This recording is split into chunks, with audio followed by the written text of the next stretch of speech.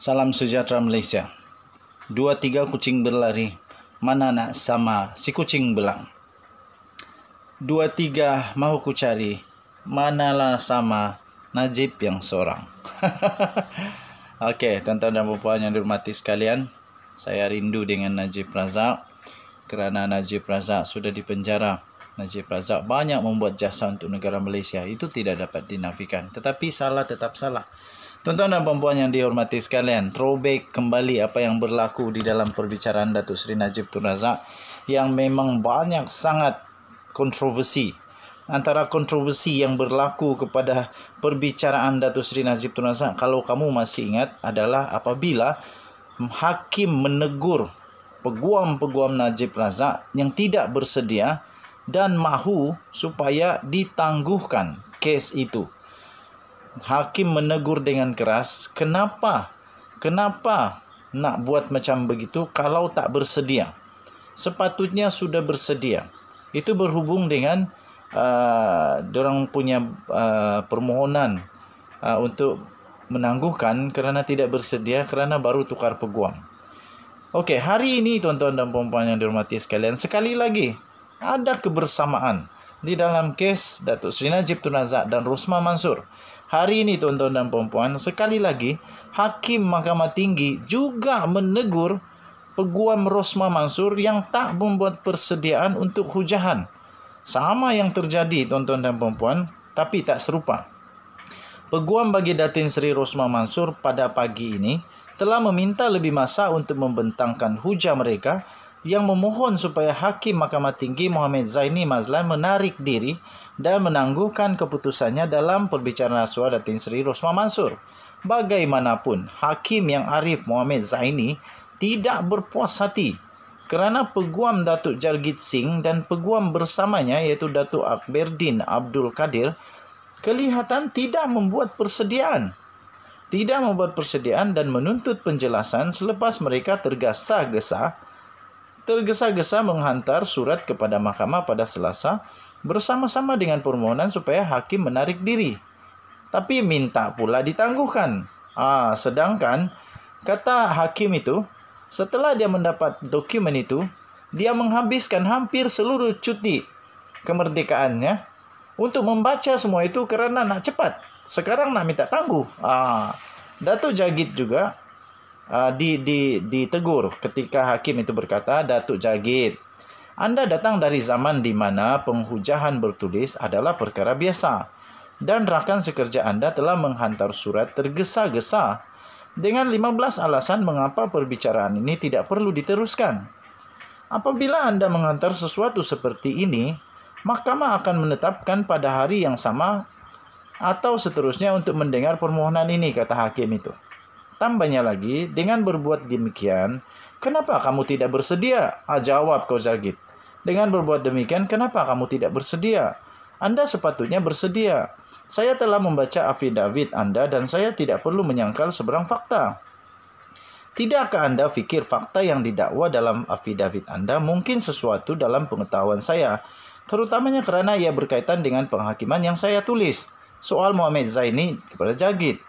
Sebelum itu, Mohamed Zaini juga memaklumkan beliau telah menghabiskan cuti hari kebangsaan semalam untuk meneliti permohonan yang difailkan oleh peguam pembelaan. Dalam jawapannya, Jargit berkata beliau tidak meminta penangguhan tetapi hanya beberapa minit untuk meneliti jawapan pihak pendakwaan terhadap afidavit mereka yang menurut peguam bela hanya diterimanya pagi ini. Jargit berkata, saya telah menyediakan yang arif dan saya telah membaca afidavit ini berkali-kali dan saya datang dari era penyerahan bertulis. Hakim berkata, kagumkan saya dengan pengetahuan anda, Datuk, dan sila beritahu saya apabila anda sudah bersedia, katanya. Ketua pendakwaan Datuk Seri Gopal Sriram berdiri dan memberitahu mahkamah bahawa beliau bersedia untuk membincangkan permohonan penarikan diri serta-merta, tetapi tidak kisah jika pihak pembelaan memerlukan sedikit masa. Peguam Rosmah telah mengemukakan permohonan untuk menyingkirkan Mohamed Zaini daripada meneruskan perbicaraan itu berikutan dakwaan kononnya dokumen keputusan penghakiman telah bocor. Asas bagi Rosmah Mansor yang pernah menerajui pejabat bahagian wanita pertama Malaysia, First Lady of Malaysia macam Amerika, First Lady of Amerika. Oh, gitulah mungkin. Tapi saya tidak tahu lah ada apa sama atau tidak. Saya rasa tidak sama lah. Adalah berdasarkan kebocoran keputusan penghakiman yang dikatakan untuk kesnya yang telah diterbitkan oleh sebuah blog hujung minggu lalu yang kini dalam siasatan polis.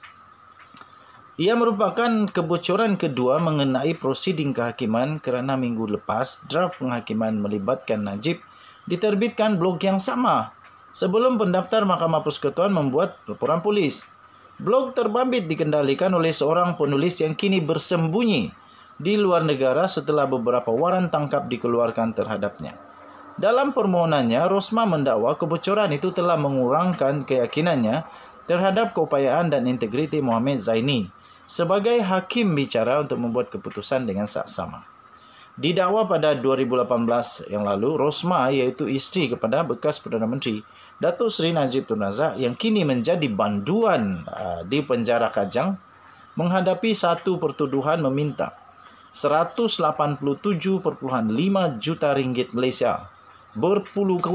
Berganda-ganda, bukan berpuluh-puluh. Banyak angin. Berganda-ganda daripada Najib Razak punya kes. Berhubung projek tenaga solar hybrid di Sekolah Luar Bandar di Sarawak.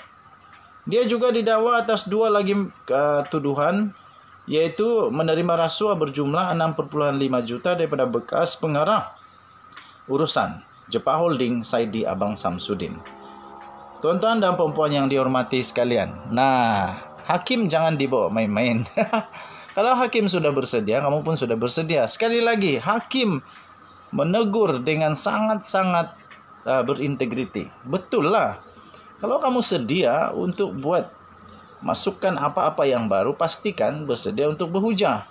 Bukan nak minta penangguhan. Tapi rupa-rupanya penangguhan yang diminta oleh Jagit itu bukanlah penangguhan lama kot. Dia hanya minta beberapa minit. Ataupun untuk cover up, tak tahulah. Okey, yang pasti satu petanda baru yang mungkin boleh menandakan bahawa ada berita yang buruk untuk Rosma Mansor adalah kehadiran anaknya Nurayana Najwa Najib.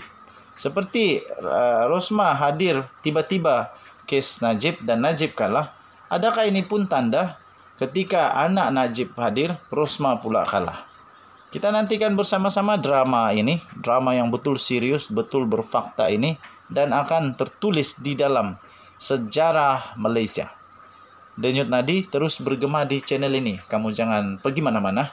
Terus bersama dalam channel ini, saya akan bawakan kamu berita-berita terkini langsung daripada Mahkamah Tinggi Kuala Lumpur.